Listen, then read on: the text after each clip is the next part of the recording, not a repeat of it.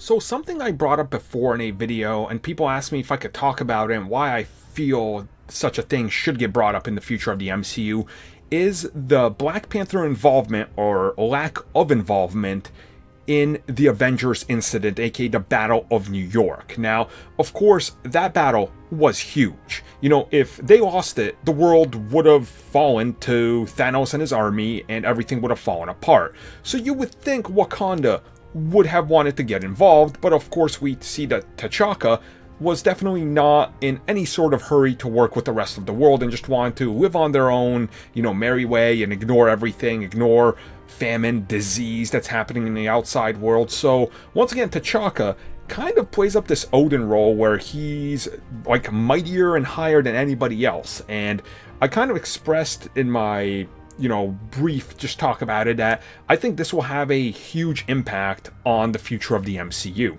And why wouldn't it? Like, think about what I was saying. You look at the Avengers incident, the invasion of New York, and they could have used the help, right? Like, nobody's going to sit here and tell me, oh yeah, no, the Avengers were just fine. No, if they had more heroes, things would have went a lot more smoother. But they didn't have them because they didn't want to reveal themselves. And in T'Chaka's case, he just didn't care because the outside world let them fend for themselves, right? But he had all this technology. And imagine all the suffering and death that happened at the hands of this invasion. And things that have gone completely sideways to throw the world off, like Sokovia, where tons more people died, and Ultron was about to crash a giant meteor rock piece of ground into Earth, and they just sat on the sidelines. And consequently, because of them sitting on the side, because of them not even investigating where Claw was, because they're like, he escaped, whatever, we're not going to put all our resources into finding him, all of this happened.